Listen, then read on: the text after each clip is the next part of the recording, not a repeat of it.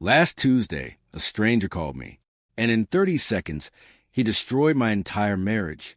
He told me there was a hidden camera still active in my living room. At first, I thought it was some kind of scam. Wrong number. Someone playing games. But something told me to keep listening.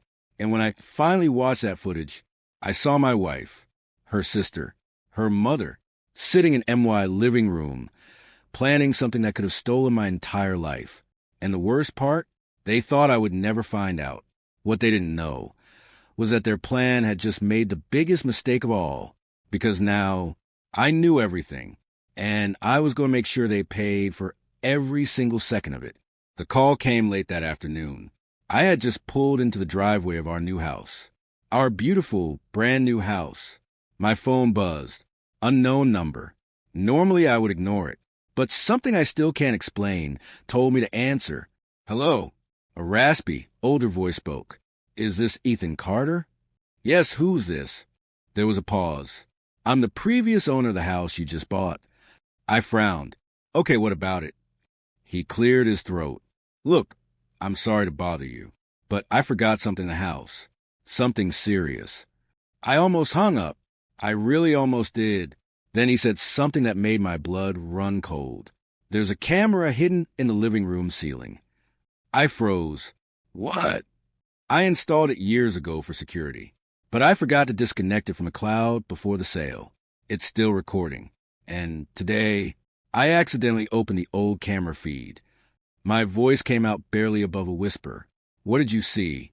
Silence. And then those words. Don't ask over the phone. Come alone. I'll show you everything. I sat in that car for a long moment, just staring at the house. Megan had decorated the porch with soft white lights. Inside, I could hear laughter. Her mom and her sister Ashley were helping unpack boxes. It looked like a perfect life. But suddenly, something felt deeply, terribly wrong. Like someone had just pulled back a curtain and revealed something ugly hiding behind it. I walked inside. Megan smiled from the kitchen. Hey, babe, everything okay? I forced a smile. Yeah, I'm just going to run to the store for a few things. I kissed her cheek. Then I left. An entire drive across town, my mind kept replaying one sentence. I think you need to see this. The previous owner lived about 20 minutes away, a faded bungalow behind a gas station. When he opened the door, his hands were trembling. I didn't mean to get involved, but I lived in that house for 30 years, and it deserved better than what I saw. He led me to a cluttered desk with an old laptop. I backed up the footage. Just thought you had a right to see it. He clicked play. The screen filled with a familiar image. My living room. The timestamp showed Tuesday night. I had been at work until 7. Megan walked into the room. Then her mother. Then her sister Ashley. They opened a bottle of wine. They were laughing. Relax. Like they had absolutely nothing to hide. And then Megan dropped onto the couch and said something that twisted my stomach in ways I can't even describe. I can't believe Ethan actually fell for it. Her mother laughed. You did the hard part, sweetheart. Now we just make sure he stays busy at work while we finish the switch. The switch? What switch? Megan pulled a folder from the table. Inside were legal papers. Power of attorney documents. She smirked. You said he'd never notice. Her mom smiled back. And I was right. The room started spinning. They weren't just talking behind my back. They weren't just being cruel. They were planning something. Something big. Something that involved my entire life. My house. My accounts. Everything I had worked for. The old man quietly lowered the volume. There's more, but I think you get the idea. I stared at the screen. My chest felt hollow. Power of attorney. They weren't just betraying me. They were setting me up. I stood up slowly. Send me the entire file.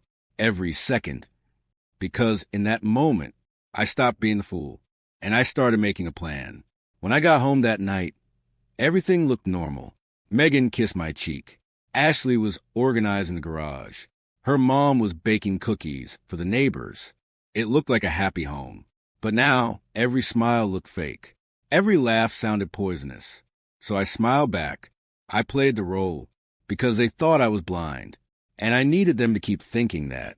Over the next few days, I played dumb, distracted by work, too tired to notice anything. Meanwhile, I started setting traps. I planted small microphones in the kitchen, the hallway, under the dining table. I upgraded the home network and secretly rerouted the original camera feed back into the cloud. They were too confident to notice. And that's when the real conversation started. One night, I heard Ashley whisper, "You sure he won't fight it?" Megan laughed. "Ethan's pathetic. 3 more weeks and the money moves." Her mother added coldly, "Then we cut him off completely." They had a timeline. They had a plan. And worst of all, I was funding the entire thing. So that night, I opened a spreadsheet and I wrote 3 steps. Step 1, hire a lawyer. Step 2, quietly move every asset back under my control. Step 3, give them the performance of a lifetime. The lawyer's name was Robert Hayes, an old estate attorney in a quiet building across town. No flashy office, no nonsense, just sharp eyes and decades of experience.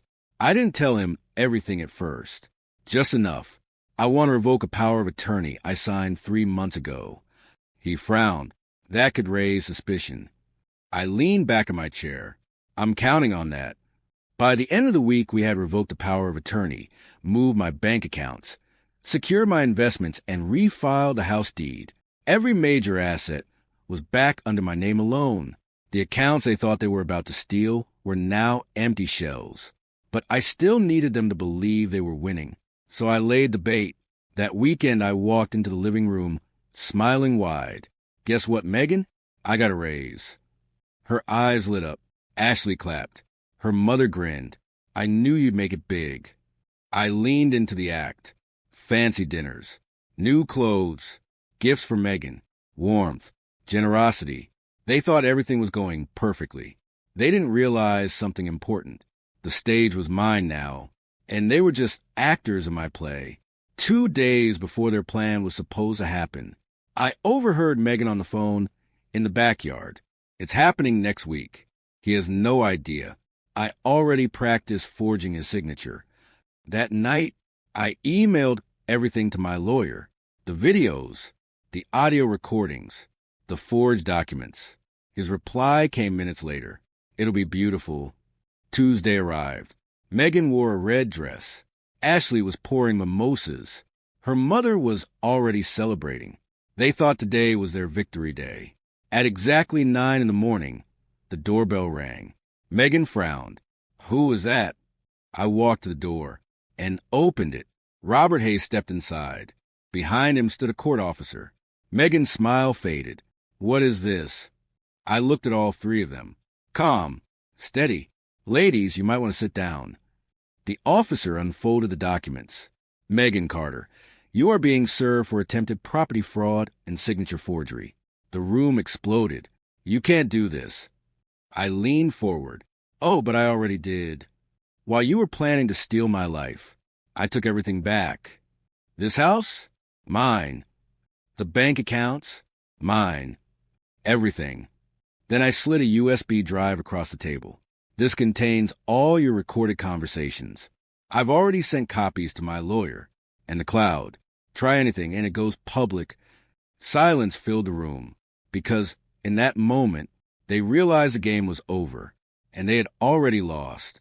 By sunset, their suitcases were on the curb. Megan looked completely destroyed, but I wasn't even there to watch. I was downtown, at the law firm Megan had always dreamed of working for, Wilson and Reed. I handed them the evidence. Forgery, fraud, extortion, the partner's side. "If this is real, she'll never practice law again." I shook his hand. That's the point. That night, I sat on the porch with a glass of bourbon, cold wind against my face. But inside, I felt completely calm. They thought they were smarter than me. They thought love meant weakness. But they were wrong. I didn't just fight back. I won. And the best part? They never even saw it coming.